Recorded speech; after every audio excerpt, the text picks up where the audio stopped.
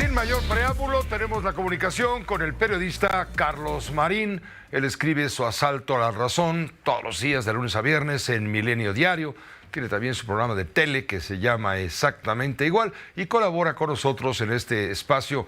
Los demonios andan sueltos, querido Carlos. Suéltate, por favor, con lo que está por pasar en la Corte o lo que pretenden que ocurre en la Corte con esto de los sueldos, percepciones, remuneraciones que están por encima de lo que marca la Constitución respecto al sueldo del presidente. ¿Qué tal, Pepe? Buenas noches a tu audiencia.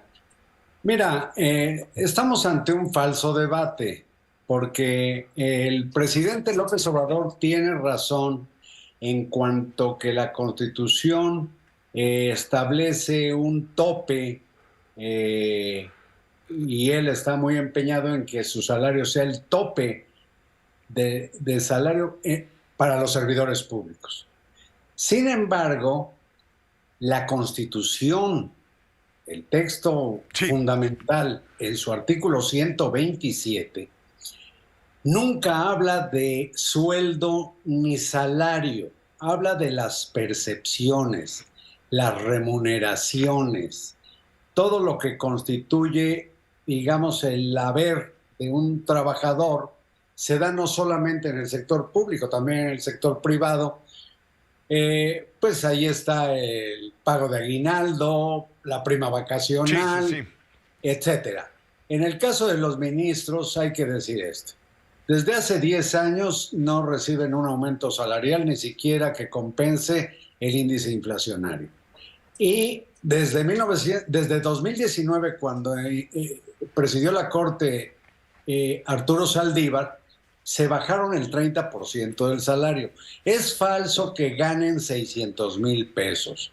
Ganan alrededor, poco más, poco menos de 300,000, y de salario vienen siendo ciento y tantos mil pesos, alrededor de 150,000 pesos o 160,000, un poco más que el presidente. Pero la Constitución también dice que a los ministros de la Corte, a los magistrados y a los jueces no se les puede rebajar el salario.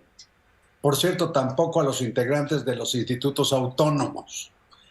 Entonces, aquí, en rigor, pues el presidente tiene prestaciones muy superiores a las de cualquier servidor público.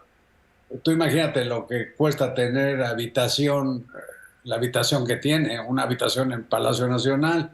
No tiene que gastar en custodios, lo cuida, de hecho, las Fuerzas Armadas, son más de 300,000 elementos, están a su disposición. No tiene que gastar en ropa, en comida, en servicio doméstico, etcétera. Entonces, ver solamente el salario me parece que es un desatino. Y finalmente, que le pida a la Secretaría de Gobernación que le pida cuentas a la Corte, pues Gobernación puede tener atribuciones en el sistema público, en el sistema de gobierno federal, del que no forman parte ni el Poder Legislativo ni el Poder Judicial. De hecho, corre inclusive el riesgo de que ni siquiera obtenga respuesta, aunque quizás por cortesía, pese a la embestida del oficialismo contra el Poder Judicial Federal, pues le respondan y le expliquen mejor lo que yo estoy tratando de decirte, Pepe.